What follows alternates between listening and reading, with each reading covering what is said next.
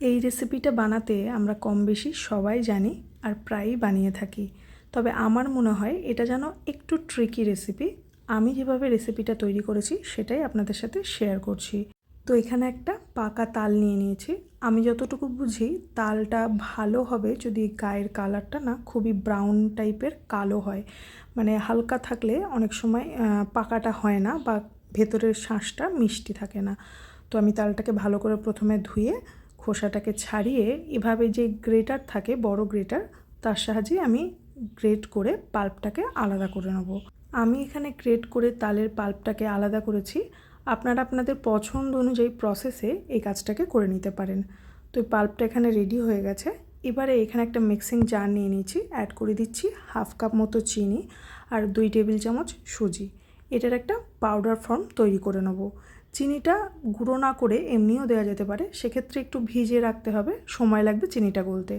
এখানে একটা মিক্সিং বোলের মধ্যে আমি চিনি গুঁড়োটা অ্যাড করে দিচ্ছি আর অ্যাড করছি 1 কাপ মতো পাল্প তালের। তো অ্যাজ সাচ কোনো মেজারমেন্ট লাগে না, তবে আমি চেষ্টা করেছি একটু মেজারমেন্টটা ফলো করেই রেসিপিটা তৈরি করার। খুব ভালো করে সমস্ত কিছু মিক্স করে রাখবো। 5 থেকে 10 মিনিট মতো এটাকে কিন্তু আমি রেস্টে রেখে দেবো।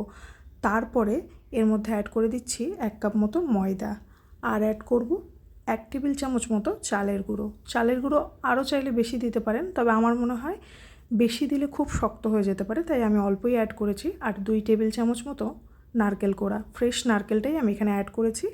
না থাকলে শুকনো নারকেল পাউডারটাকেও অ্যাড করতে পারেন। তারপর খুব ভালো করে মিক্স করে নিতে হবে।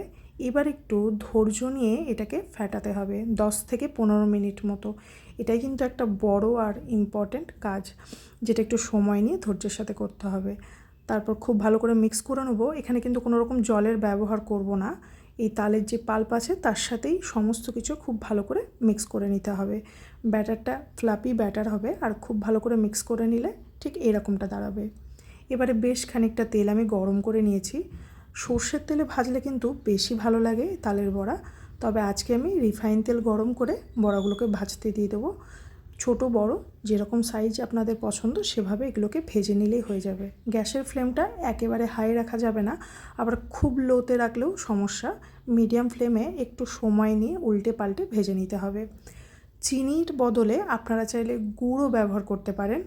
গুড় ব্যবহার করলে সেক্ষেত্রে তালের বড়ার রঙটা অনেক সময় কালো হয়, আর যেহেতু আমি আজকে চিনি দিয়ে তৈরি করেছি তাই রঙটা মিডিয়াম একটা ব্রাউন কালার থাকবে।